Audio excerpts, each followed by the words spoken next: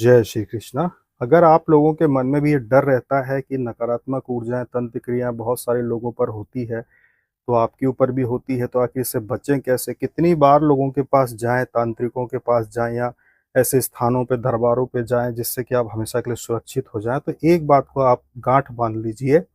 अगर आप प्रतिदिन स्नान करते हैं, दिया जलाते हैं, तिलक लगाते हैं, अगर पवित्रता से आप रहते हैं, तो नकारात्मक चीज़ों का प्रभाव 50% तो वैसे ही कम हो जाता है। इसके बाद अगर आपके इष्ट भगवान आपने चुन चुके हैं कि कौन आपके इष्ट भगवान हैं, उनका अगर आप प्रतिदिन मंत्र जाप करते हो या फिर स्तोत्र पाठ करते हो, तो वैसे भी इन चीज़ों का जो प्रभाव होता है आपके ऊपर नहीं पड़ता है। तो सबसे बड़ी समस्या है अशुद्धि से रहना। ज़्यादातर लोग अशुद्धि से रहने की वजह से ही लाभ नहीं ले पाते देवी देवताओं का। तो ऐसे हैं जिनको सवारी आती है, लेकिन अशुद्धि से रहने की वजह से, प्रतिदिन स्नान पूजन नहीं करने की वजह से, सप्ताह में एक दिन हवन नहीं करने की वजह से सवारी आने के बावजूद भी उनके ऊपर क्रियाएं असर कर जाती हैं, गलत चीज़ें उन पे प्रभाव छोड़ देती हैं। इसीलिए अगर आप हमेशा सुरक्षित रहना चाहते हैं, आप चाहते हैं कि आपके ऊपर किसी प्रकार की गलत चीज़ों का प्रभाव ना हो, तो पवित्रता से रहें।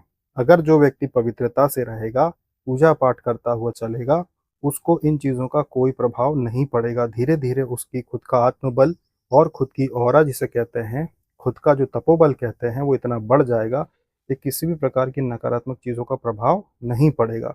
इसलिए अपने घर में सबसे पहले पवित्रता का ध्यान रखें। साथ में आप लोगों को ये भी बातें ध्यान में रखनी होंगी कि साधक हो चाहे साधिका हो, पूजन में चढ़ाया गया इत्र हो, पूजन में चढ़ाया गया कोई भी खुशबू वाली कोई भी पदार्थ हो, अपने ऊपर आपको लगाना है।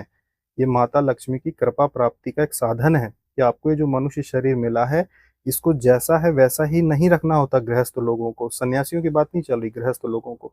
तो जितने भी गृहस्थ लोग हैं, आप चाहे चंदन का इत्र उपयोग करें अपने शरीर पर माता को चढ़ाने के बाद, गुलाब का इत्र उपयोग करें, या फिर कोई भी, अगर आप कोई परफ्यूम भी उपयोग करते हैं तो वो भी आप अपने पूजा के स्थान में रखने के बाद आप अपने ऊपर उपयोग करें। लेकिन सुगंध आना चाहिए। आप अगर सुगंध उपयोग करते हैं माता की पूजा में, और अगर श्रृंगार का सामान आप उपयोग करते हैं, फिर आप खुद के उपयोग करते हैं, तो इससे माता लक्ष्मी की कृपा होती है, इससे धन की आवक बढ़ती है और पवित्रता होती है। इसमें मान सम्मान भी बढ़ेगा, धन की आवक भी होगी, आपका जो ऑरा होता है, तपोबल होता है, ये भी उससे बढ़ता है। पवित्र चीज़ों से, पवित्र खुशबू से, देवी देवताओं के ऊपर चढ़ाए गए इत्र सामग्रियों को खुद के ऊपर उपयोग करने से नकारात्मक ऊर्जाएं दूर रहती हैं, आकर्षित नहीं होती, दूर रहती हैं, क्योंकि उन्हें पवित्रता से समस्या है।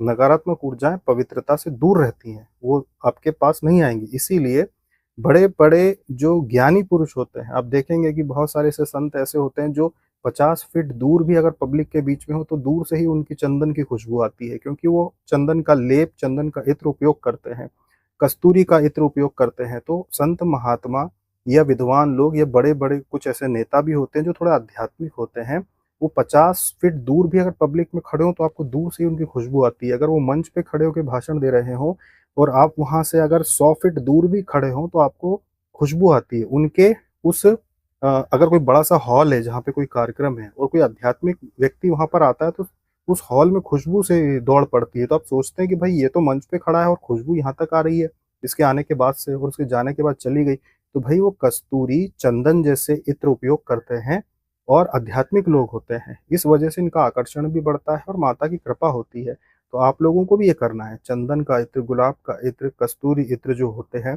तो जो भी, जो आपकी, हम तो कह रहे हैं कि अगर आप परफ्यूम उपयोग करते हो तो परफ्यूम ही उपयोग करो। जो उपस्थित है चीजें, वो पहले अपने घर के पूजा के मंदिर में आप चढ़ाओ, जैसे कि चुनरी पे लगाया, माता को लगाया, उसके बाद आप अपने ऊपर उपयोग करो।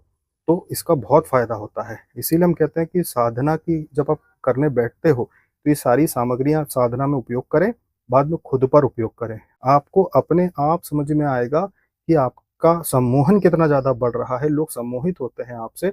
आपकी दुकान में आप अगर बैठते हो, कोई व्यापार करते हो, ऑफिस जाते हो, तो लोग आपसे आकर्षित होने लगेंगे, लोग आपकी बात मानने लगेंगे, आपका एक अलग ही प्रभाव बनेगा।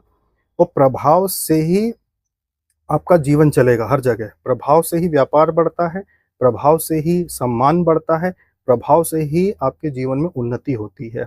अन्यथा निस्तेज होकर जीवन जीने का कोई अर्थ नहीं बनता। तो ठीक है, मिलते हैं अगले वीडियो में। जय श्री कृष्ण, जय माँ लक्ष्मी।